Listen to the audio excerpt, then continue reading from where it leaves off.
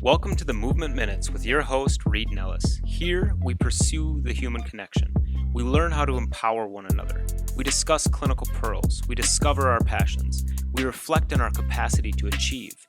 We remain open to novel trends and concepts because regardless of our backgrounds or experiences, our successes or failures, we all speak the same language, human movement.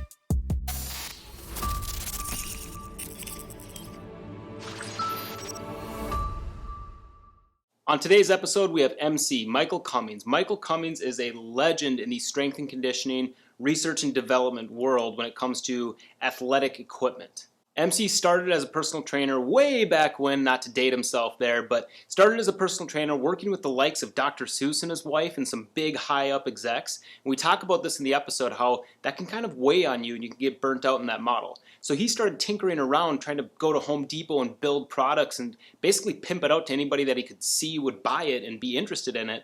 And this led him into the research and development world of building some of the products that you probably use in your clinic or at your homes, from companies such as SKLZ or TriggerPoint. So again, in today's episode, we dive into this world of Michael Cummings and how he got there and how he pursued his passions. We also talk about imposter syndrome and how speaking to hundreds of thousands of people and giving credit where credit due is necessary when you have this humble, modest person leading such a charge in the industry.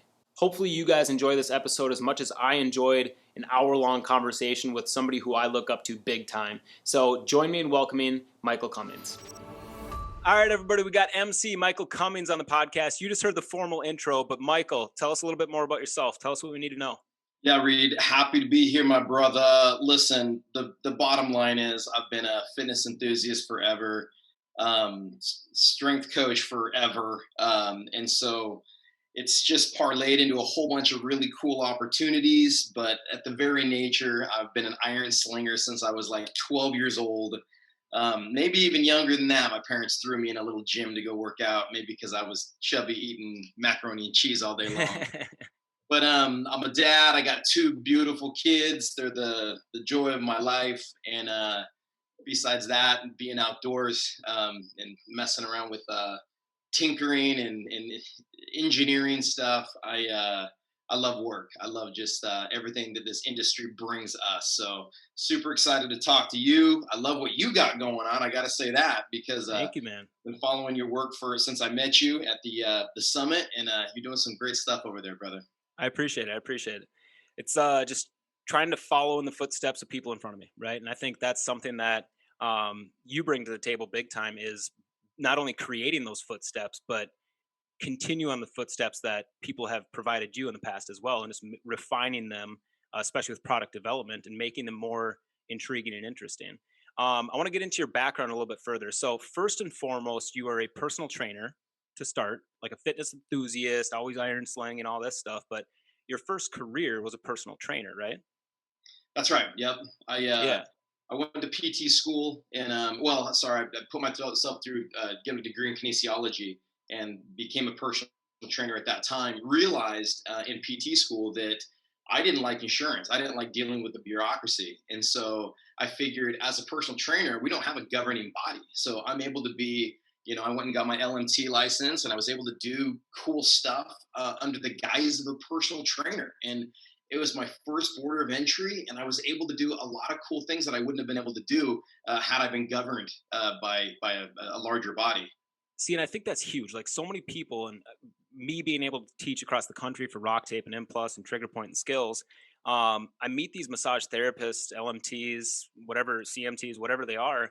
Like, yeah, but I'm just a massage therapist. That's not under my scope. I'm like, you realize your scope is 99% of what my scope is, minus an adjustment. Like, please don't go to get more school. Like, not that I'm disadvocating for going to PT or chiro school and accumulating all these loans, but like at the end of the day, I know a lot of massage therapists and personal trainers and just bachelor's in kinesiology degree majors who are so much better clinicians and providers than an actual clinician and provider per se under the guise of scope of practice, right?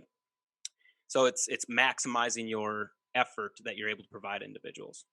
Yeah, and I think that there's no substitution for experience. And if I'm not in that clinical setting, I was able to bring in so many different people, right? Like I worked with a lot of surfers early on in my career, and with those surfers, they brought in their own like set of professionals. So I'd meet with those professionals, and they'd show me like the newest cool laser, or the infrared laser, or this mat that did radio electric whatever. And Yep. so I was exposed to all of these really cool things early on, and so I was able to like dabble in technologies that I never knew existed before, because all of these people coming into my gym had their circle that supports them is vast, and everybody wants to get into that space. So I was just like a little sponge growing up, going through school, like trying to figure everything out, and people are just exposing me to so many different like new techs and different ways of training. I was just like, all right, let's see what works. Yeah. So is that what got you into product development then, and just kind of piquing that interest into that realm? Yeah, my first kind of personal training job, well, the real personal training job outside of like this little independent thing. I was an artist. That's where kind of like my fascination with the human form came from. Loved life, loved the human body, and then I always wanted to like do something with that. I liked working out myself, and so I would I wanted to make a human better, either look better, feel better, perform better, and some of the tools that were available just weren't right. And so I would go to Home Depot or whatever, I would tinker, I'd play with different things, and I would create my these little inventions, and then I would just try to hawk them to every like company that I Yeah. knew that was looking for inventors. And Pimp your that's how I product got out. together with skills. That's awesome, man. That's awesome. So how does going from a personal trainer into content, because you create not just product in R&D stuff, but content for these companies as well. Um, Being a coach and an educator first, how does that translate into the role that you have now? Yeah, that's it's always honing your craft, and I think that's what's never settling with what's working, never settling with mediocrity, like always trying to advance yourself. So like taking odd classes to copyright classes to try and figure out different ways of building things, and creating content that's going to support. I mean, at the most boring level, like sales and marketing, right? At like retail, when Yeah, you pick up a product box, like most likely I wrote that stuff on the box, yeah, and it's boring. It's like but it gets the it's like job done. optimal, this for optimal performance or maximum comfort. Like Yeah, it's it's kind of those. whack, It's but it's almost like the material version of clickbait, and like how much it how much imposter syndrome do you have when you're writing those? Like, is that all first take writing, or is that like even with content and just all that stuff? Like, do you feel a little it's all guilty when first you're take, writing and it it? all used to be until we joined with a larger company, and now it all has to go through professional copywriters and legal before it's cleared. Which is So probably better, right? Because you're not getting like little asterisks on your box, like can decrease pain, maybe, right?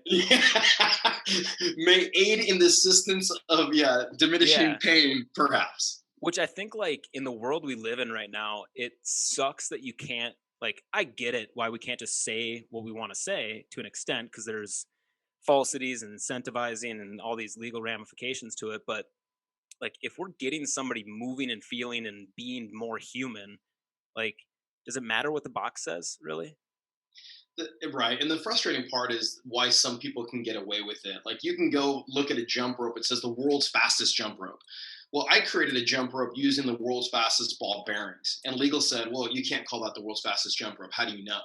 I'm like, well, this Israeli girl did like 1,000 double unders with our rope and is a world champion. And I use the fastest ball bearings on this design. Like we of anybody can say we're the fastest speed rope out Right. there on the market, but we couldn't legally. Yet this other Yeah. company, Podunk company, making this like fluorescent pink jump rope, it's like world's fastest jump rope. So it frustrates me that Well, and I mean, to an we do extent, your things hands, maybe ethically. Yeah, right, right. Your hands are tied a little bit on that because you don't want to get the company in trouble from one product in the whole gamut of all the other products, right? So I get it. yeah. I get it. So you're this bigwig performance innovation enhancement dude now. And of course, you didn't start there. You went from knocking on doors, trying to personally train individuals in your area. Do you miss that at all? Do you miss the knocking on doors, trying to get new clientele? Yeah, I mean, I I always wanted to take, in the realm of personal training, you know, kind of change their morphology, make them who, they felt this way. I wanted to do this. And what I learned that it wasn't all about, changing the way they look. It was actually, I was doing more in changing how they felt. And that was more rewarding. Except with that, if you're a personal trainer who has passion, you're kind of the sentient being who's a feeler. With helping them change, they tell you everything, as Yeah. probably you know. And so you sit there as a counselor as well, and you listen to pain, abuse, divorce. Like, you listen to so much crap. And I'm not somebody who can just be like, oh yeah, cool, like let's keep going. Yeah. It hurts me. And so after Yeah. about like a decade and a half of that, I was like, I can't do this anymore. Like, it's too Just much. And weighing on so you. Yeah. at, yeah, and then at the same time, I was like, okay, I can take like a 7 and make them a 10, but like, how do I make a 10 a 10.1 or 10.2, right? And that's athletics. And so I shifted to the athlete, because having somebody run 100th of a second faster was way more challenging than having somebody burn, 1,000 more calories to drop this amount of body weight prior to whatever.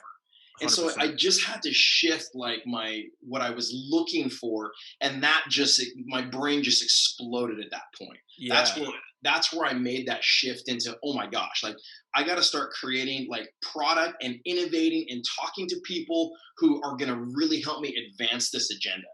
When I think that's like, that goes for any passion. It's not just healthcare alone, but like when you find that aha moment of who your specific clientele and demographic is, that's when you're able to do your best work.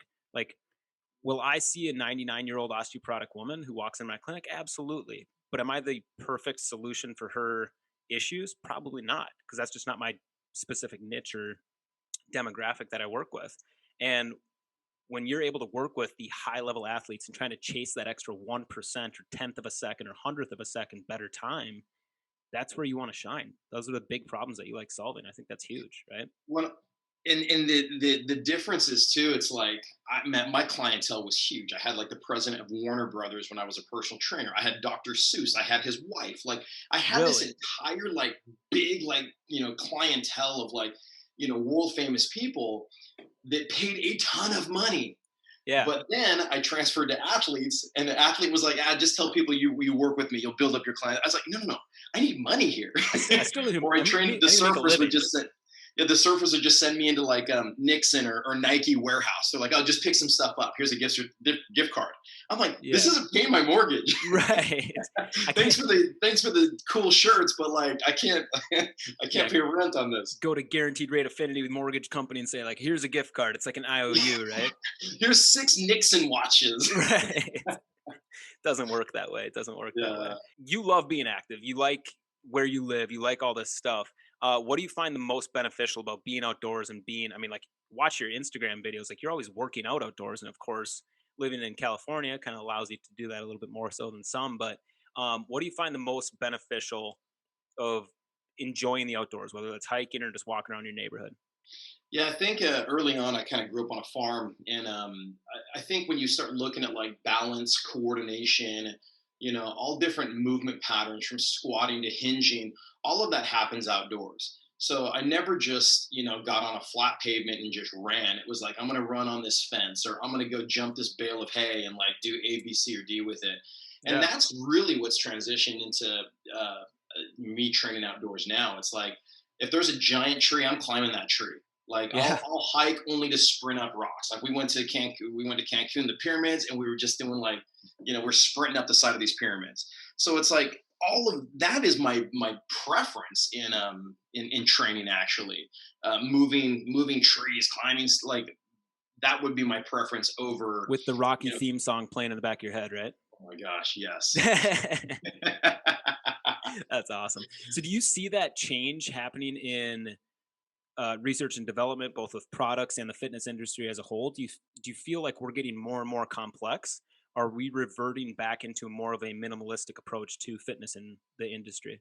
Woof, we go back and forth all the time. Like, big box gyms were so big, everybody was in them, and so we created like medicine balls and slam balls and like everything for kind of this functional training area within the gyms.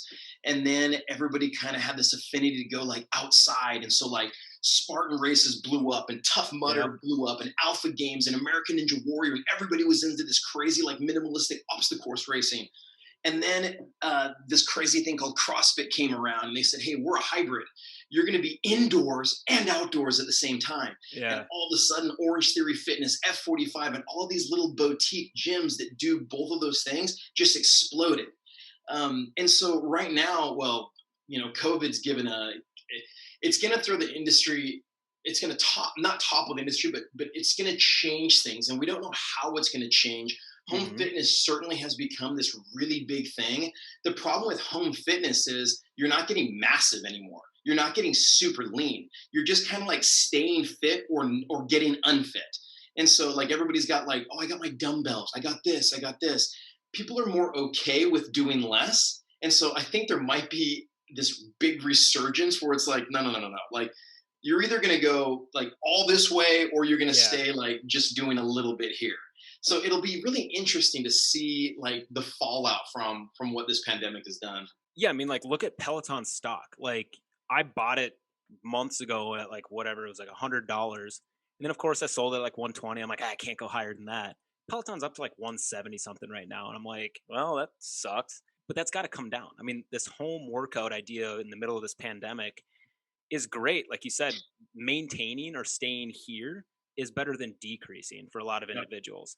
And it might have allowed an opportunity for individuals who wouldn't have worked out to have a access to a gym or a trainer virtually that might not have otherwise. But there's going to be a fallout. And And, yeah, and chime in anybody who's done their Peloton longer than 6 months, or is it now just a shirt rack or yep, something to throw things on? Because it always is. At Costco, the number one selling thing for years and years and years is always going to be a treadmill. They sell more yep, treadmills than anywhere else in the world. People use treadmills for like 3 months, and then they end up in the garage with crap on top of them. The yep. same thing with Dick's Sporting Goods. They sell that Bowflex like Max trainer, and I ask everybody, they're like, "Oh my god, I loved it. How long did you do it?" Nobody's doing it for longer than 3 to 6 Because months when they're forced to do it during the cold months or during something like this. And then it right. becomes a shirt rack. And then it becomes a chore or it gets boring too. I mean, like the mental aspect, and this is where F45, CrossFit, these boutique like workout of the day style workouts are interesting. It just, I mean, I have severe ADHD. I'm built for running, but I don't have the mental capacity to run, right? Like I need something that challenges me. And like, I'm not the kind of person who looks at the workout of the day. Like I like showing up to the gym, like, oh, this is what we're doing. Shit. All right. I guess we'll do it. Like that's going to Yeah. be interesting. This is going to be fun. So, and I think that goes back to the nature idea and just being outdoors and seeing everything as an obstacle. There's nothing more fun to me than like running up to my farm and just chopping wood. Like Yeah. I love it. And here's the sad part of like, because I'm like you, I love being somewhere and having like somebody kind of tell me what to do, or like me just inventing stuff and doing it. The problem with these boutique gyms is the owners make money, but the poor personal trainers, like, they're there for an hour to make 25 bucks. Yeah. So you just get the standard that you're getting it for coaching at that level. Like there's so much turnover. It's just it's not a recipe for success in our industry on a scalable setting unless you own one of those facilities. And if Right. you're an owner, it's like crap. I just hired in this year I should expect turnover of like 30 different people because I can't pay them enough. Or Yeah. I'm getting someone who's in school, or I'm getting like, someone who's, when the kids have a babysitter, mom's out like helping us do this, this, and this. Like then the level and there's no creativity, there's no boost past that. So it's, man, I hate it. I hate when our professionals are underpaid. Yeah, I agree. I agree. Do you think that kind of translates into like all these Instagram trainers that we're seeing nowadays? Everybody wants to be an influencer or ambassador. If I had an ass, I feel like I could make $1 million from Instagram alone. But I don't have an ass, so Well, you're followed by men and women alike. And I'll be honest though, like there aren't a ton of people making a ton of money on Instagram. You can have tons of followers, but that's just a code.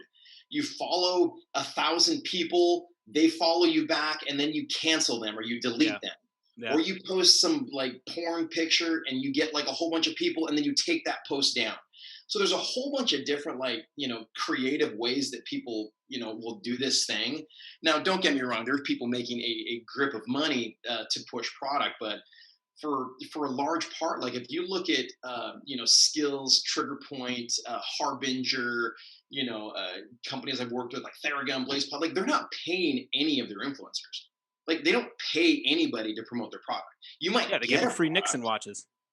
Except for Nike. Nike's paying everybody, and Adidas. Yeah. Yeah. That content's great. The downside with that content, as you know, for building programs, it's like you become an Instagram programmer. It's like you see something cool and you just do it.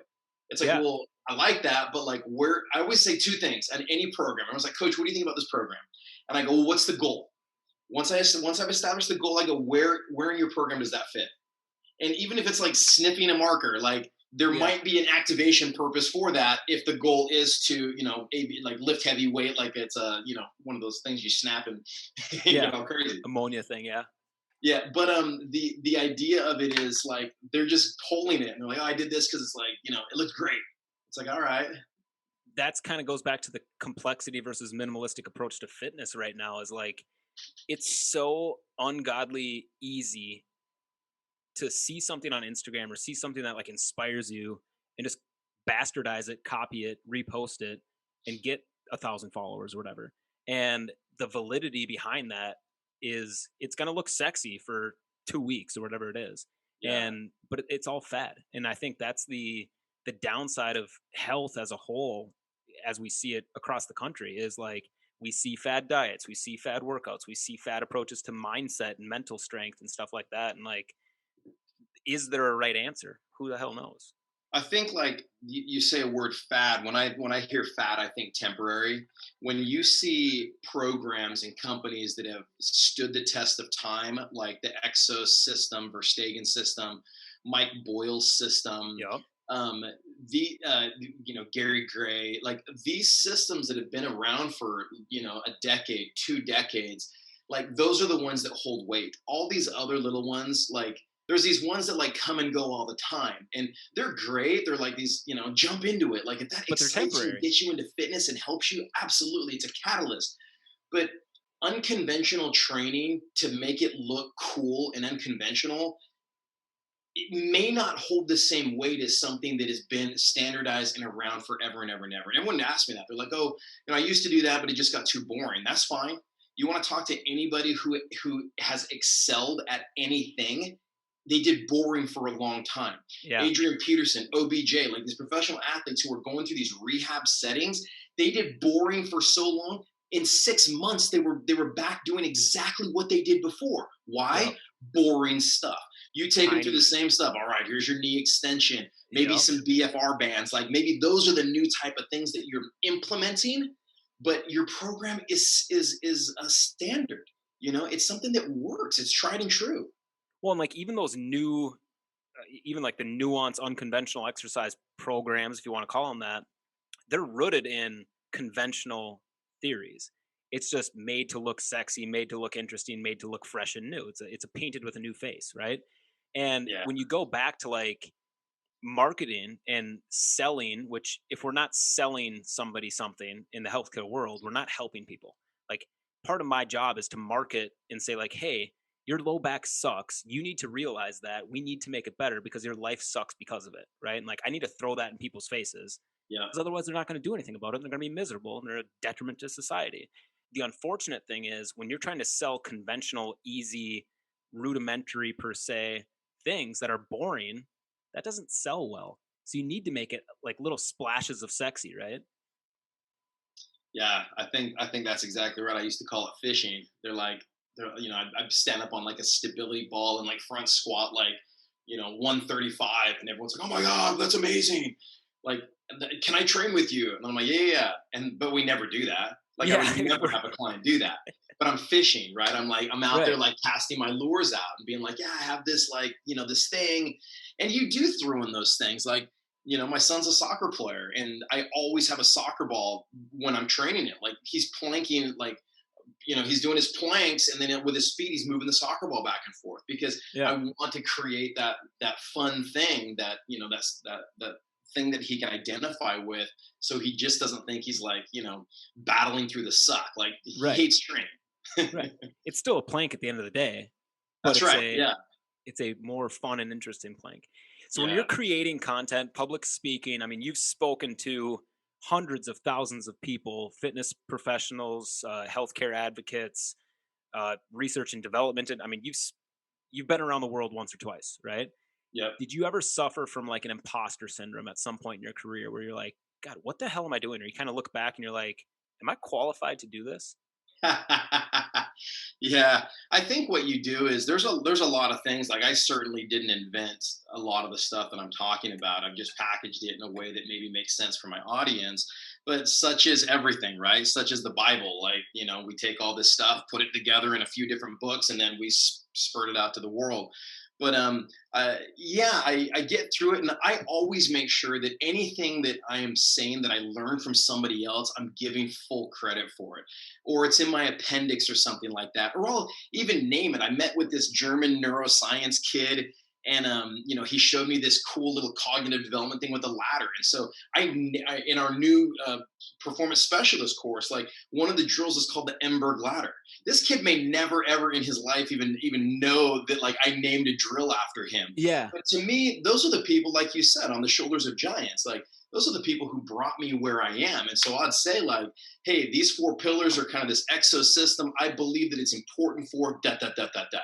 Like Yeah. I'll always give credit where credit's due as I get out and and become an ambassador. And I did I was in Asia for a few weeks, and probably instructed probably 800 people in a couple different clinics.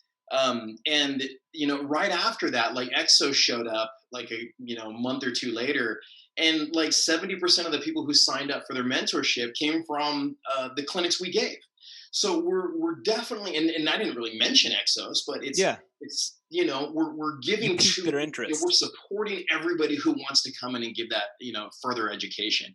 And I think that's where like our company has done it right with like the rock tape, the skills, the trigger points, like these places. Like we're not pounding our chest saying like we're the only way, like our education stands true. Like we want, like I'm taking from everybody. I think it's such an awesome way to kind of like spread the message.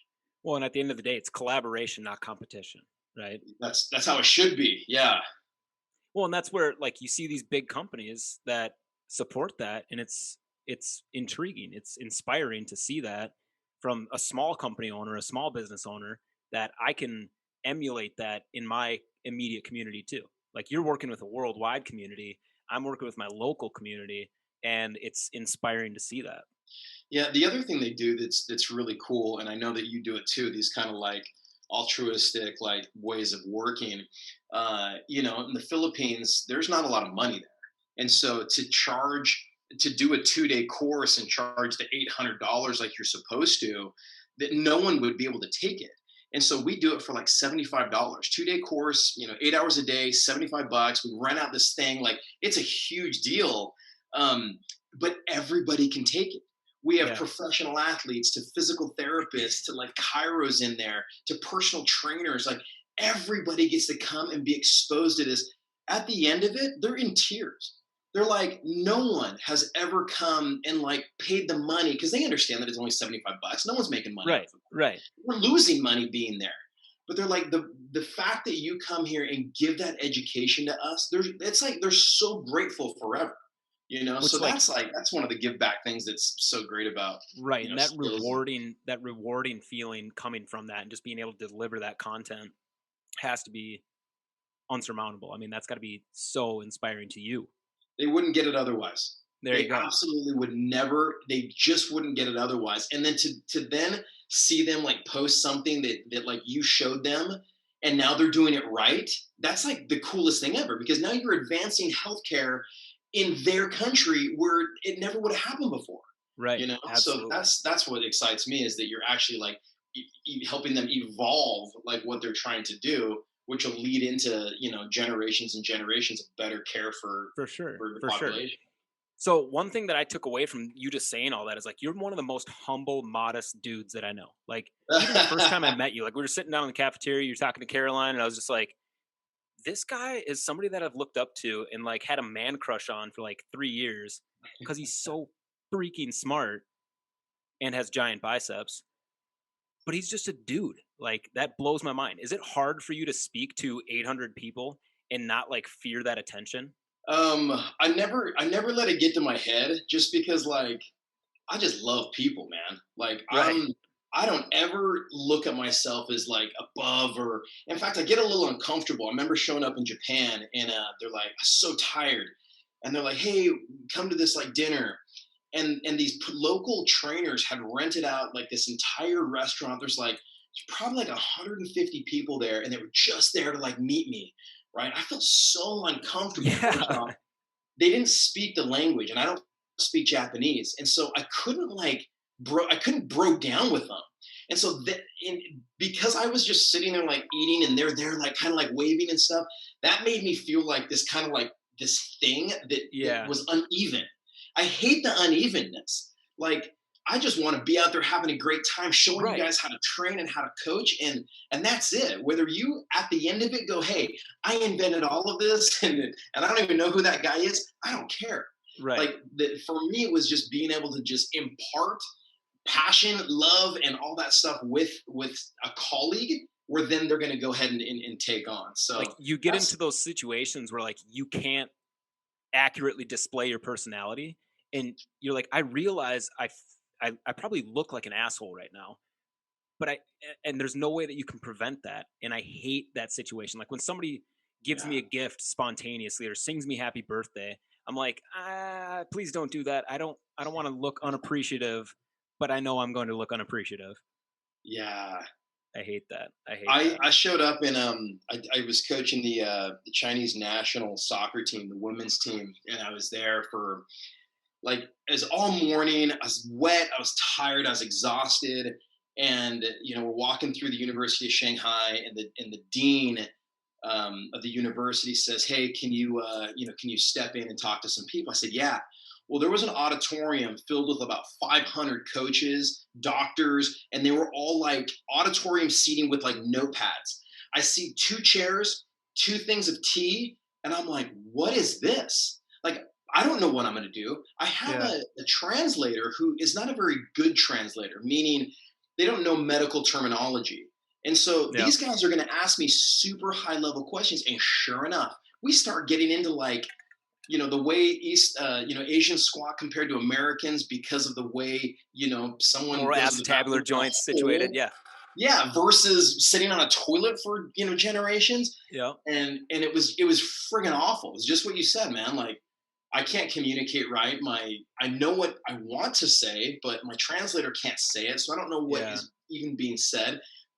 They have these crazy expectations, like, oh, here's Guilo, this white, whatever, coming into our place, like telling us that's going to share with us like the secrets of training, and it didn't work. And I'll tell you what, man. Here's the other thing. I'm usually kind of a comical guy, like you. I kind of have like these one-liners that are kind of funny to Yep. maybe you and no one else. So my first line was, "Hey, I'm grateful to be here. I'm gonna help all of your athletes earn silver medals." How'd that go It, over? it didn't, man. I thought they were gonna be like, "Ah, ah." No. I No, I it feel was the like worst. yeah, they are not there to win silver medals. That's super, super funny. I know. I I mean, you was could like, have done it "Ooh." one worse and just say bronze or like place, but that's super funny, man. I All right, trusted my change. skills enough to get them to silver. Come on. Yeah, there you go. We still got to be number one here, right? Yeah. Change of pace a little bit. What's the worst thing a personal trainer or coach can do to ruin their career, tarnish their career, or at least harm their clients in some way? Ooh, so it's funny. Couple different examples. I think the first thing you just mentioned is ego. I think somebody who gets out with an ego, like I hated hearing this. Like it's like, why don't you work with that person anymore? They're like, oh, I fired them. They're not on my calendar anymore. I'm Yeah, like, but they pay you. I don't really know how you fired them because right. they pay you. So that ego, I think, is really off putting. And then the other thing is like there's a fine line between giving someone the perfect program and then giving them the program that's perfect for them. So you're not working on your goals, you're working on their goals. And people forget that all the time. Because I have a program that is so perfect for you. Just Right. follow this. You're going to do this. It's going to be amazing. And they're like, I liked it better when all we did was burpees and lunges. And it's like, I forgot that this is your program, not Yeah. mine. Your goals, not mine. So that's the other thing. No matter how awesome your program is and how long you spent writing it, if it doesn't match with their goals, you're not going to be successful, and they're going to go somewhere else who's fitting their goals better. Yeah, I mean, tailoring something to the individual in front of you is paramount, right? And I always tell clinicians when I'm teaching, as well as my clients that I'm working with, the first step in me getting you feeling better is getting you to feel something.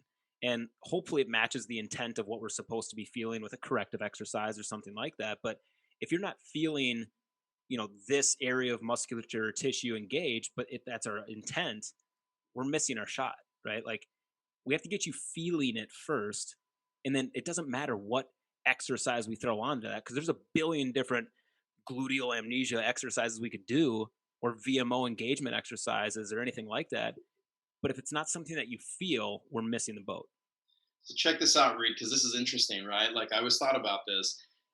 People in the like corrective exercise space will harp on, CrossFit and these other, high aggression exercise programs that actually like injure clients. However, that's the fastest growing mode of exercise.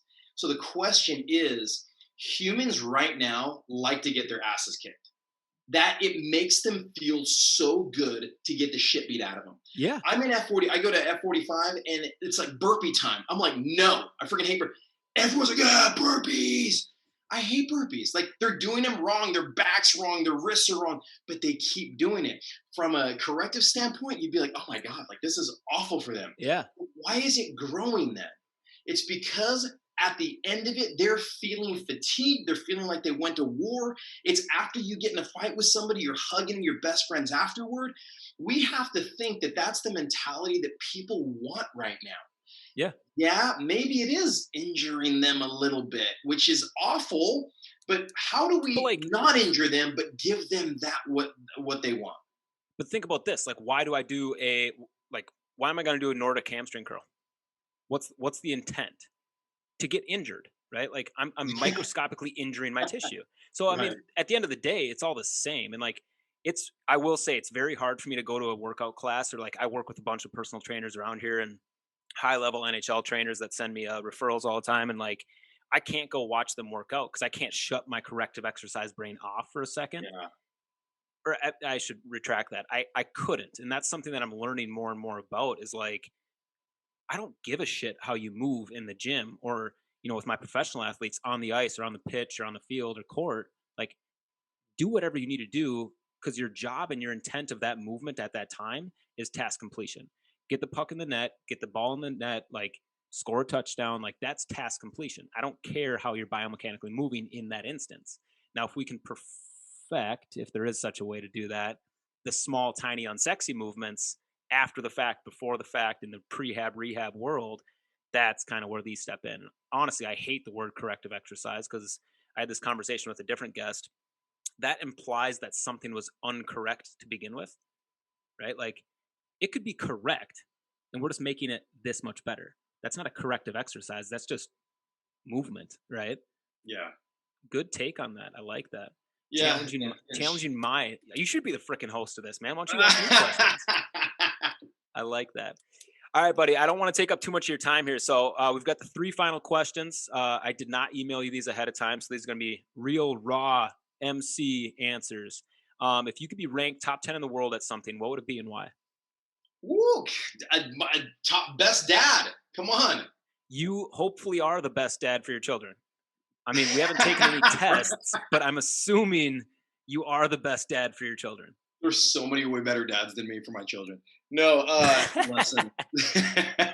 I doubt it, man. Look at your Instagram. Like, I cannot wait. I've got a 2-year-old, 2.5-year-old, and a 7-month-old. And like, I'm already like tinkering on. I'm looking at plans to make like these jungle gyms and stuff. I'm like, I just want to be a cool dad. Like, and I don't really care if they think I'm like actually cool dad. I just want to provide cool opportunities, and you are doing that. That's So right. Yeah, that's exactly right. Okay, so I guess retract that. I always wanted to be a better surfer than I am. okay. I love the ocean. I love the water. So I think maybe if I was able to, be one of the best in the world at that, that'd probably be it. And I think that's like a reoccurring theme of everybody's answers that I've ever gotten so far. Is it's not the activity. It's I mean, part of it's the activity, but it's also the lifestyle that comes with the activity. Imagine if you were a top 10 surfer in the world. Yeah, you'd be getting paid a little bit. You'd be getting a lot of random Nixon watches and random swag and stuff, right? But sitting on a beach all day and like chasing storms over to Hawaii and Bali and Indonesia and stuff, like that's pretty darn cool. And I think anybody would take that. Yeah, it's also like there aren't many things in life that like you haven't done, like you can do better. It's like so I started my master's degree and never finished it. And so Right. that's one of the things that's like, dang it, I want to go back and finish that. Surfing was the same thing. I was pretty good when I was like younger and then put it off for a while. And then it's one of those things that I'm like, I never got good enough to like feel satisfied with it. And Yeah, so that's kind of my thing. So it's like I want to get good enough where I'm like, I did that. Like, yeah, no right. problem. I don't need to do it again. Yeah. That totally makes sense, man. All right. What's one thing you know you can do better at and aspire to learn within the next year? Mind you, this is not a New Year's resolution because I freaking hate New Year's resolutions. But Say that again. One thing so, that, what's one thing that you know you can do better at and aspire to learn within the next year? okay. Um, I'm kind of like you. I have insane ADHD, and so I Hey, mine think that isn't would insane. be. That's offensive. Mine's just normal ADHD. Just adequate ADHD, little small doses. I've seen you ticking over there. Like you're like so anxious right now. I can't. um, This is I, the problem is I got to stay right in front of this microphone, so I can't sit still and rock back and forth. So I think that for me and the way I do things, I have so many different things going on, which is actually really good that I'm able to jump from thing to thing. But what's not good is my lack of focus while I'm trying to build out like a big thing. To take like I would love to be able to spend 4 hours and just work on one thing without having my brain like go somewhere else and like I'm creating this thing. I'm like, oh shit, like that reminds me of this thing here, and then I immediately go over here. Yeah. So if I could control that, I think I'd be far more effective, and have a lot more time for other things and get projects done a lot quicker. That's something that I'm going to work on for 2021. Is I gotta hone in my ability to like focus and not get super excited about my brain saying like, okay, you're writing this education program based on this cognitive development for this behavior here, and then I go, oh my god, but if I'm working with this type of clientele, that thing I get, and it just goes, and then it Yeah. goes like, oh, but what if you created this product for this? I need to like come back here and Yeah. just be like, no, no, no, fuck that, But leave I it think alone, just I focus. think that's a huge asset to your brain is being able to jump ship. Like, yeah, we should be able to harness it and focus it in a little bit better, you and I alike. But the ability, I mean, imagine your life if you only had one job, like you didn't have your hands in so many different buckets and you had one thing to do and you just showed up 9 to 5. Like, I think you and I would both be in the same boat of hating that kind of lifestyle, Yeah. right? I think though that it's like I suffer from narcolepsy because of it. Like I think I slept for like 18 minutes last night because Oh, of really? I like created this brand new like vertical jump measurement system, like analog that I know that I can sell. Like, and then from that I went into like this new year, like I have to write this thing. And then I like wrote a blog in my head and I'm like, I gotta put that on paper. So like I put it on paper and then it's a fucking cluster. And so Yeah. I need to like, I don't know, I need to just be able to like But like, I calm mean, my shit right. down, read. I totally agree, but like I'm the same way. I'm not at night, but I'll wake up at like 3 o'clock in the morning, or like my little girl will wake up, and I'll be like, okay, I'll rock her back to bed, and then like as I'm rocking her, I'll think of this idea, and then I'm just up for the rest of the day, just writing stuff down, working on stuff, web development. Like I just gotta Yeah. go. And if you The find a way to get that focus down, you let me know. All right? well the here's the crazy part is it's a drug. Like the your ability to like that's why I can't shake it, because it's like, oh my gosh, like then I can create this, and then this is going to be concussion protocol. And if I add, 1 ounce of beanbags to a person's head and strengthen their trapezius, that are going to get like, and then it goes. Yeah. But my mind loves that. It's like, oh Yeah. shit. And then I'm like emailing, okay, I got the greatest new football training tool ever. Right. But I mean, that's a chemical response in your brain that's addicting. I mean, the norepinephrine, dopamine, like all those responses are addicting. It's an addictive chemical. So that makes sense. What's one actionable step you would advocate for listeners and viewers to take better care of their relationships, their health, their movement, and their lives? So an actionable Ooh. step that they can do on a day-to-day basis, once a week, something that you would think they should be doing to be a better human. Yeah, to me, I just go back to the word intent. Like, I think there's some people who like trying sometimes is good enough. If we would just try, if you would Right. just make it meaningful intent every day.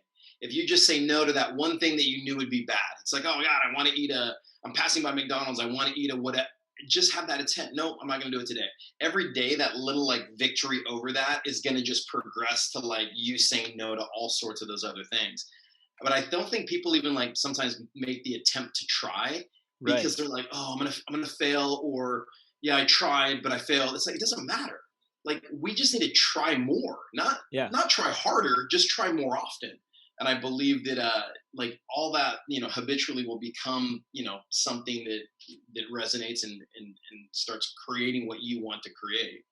So I'm a very brash individual when it comes to coaching and guiding individuals, clients or patients alike. And when I'm talking to somebody about increasing their willpower and intent, right? One of my favorite things to say is, "Have you tried trying?" And they'll be like, "Well, what do you mean?" I'm like, "Answer the question. Have you tried trying what you're telling me that you can't do?" Like, "Well, no, because I know it's going to be too hard." I'm like, "Well, here's the thing. Just try. Like, you haven't even tried trying yet. Like, let's start there. That'd be a good place to start, right?" Dad, So I I like that. hate vegetables. Have you tried this one? No, Right. but I know I hate it. It's like, Yeah. yeah, so I It's like like dealing that. with a Look at that. 3-year-old. Look at that. Same wavelength, bro. Yeah, super funny. Well, all right, man. I appreciate this chat. I hope everybody who's listening and viewing did too. At the end of the day, it's, as always, pursue your passions. Everybody's human. We're all speaking the same language on that. Whether you take that down from a personal trainer realm, going into school and working through all these big major companies and going into product development, course development, content creation, like MC has, or you're just trying to make the person in front of you better. It's all human movement at the end of the day. So, MC, thank you, sir. I don't want to interrupt you from any more bicep curls that you got to do over there, or shoulder presses and big badass. You're playing with landmine stuff now, so I'll let you get rolling back to that. I've been doing them while we have been going through this interview, so no worries. There you go. It's just in the background cranking them out, right? Awesome, man. Well, I appreciate it, buddy. Take care.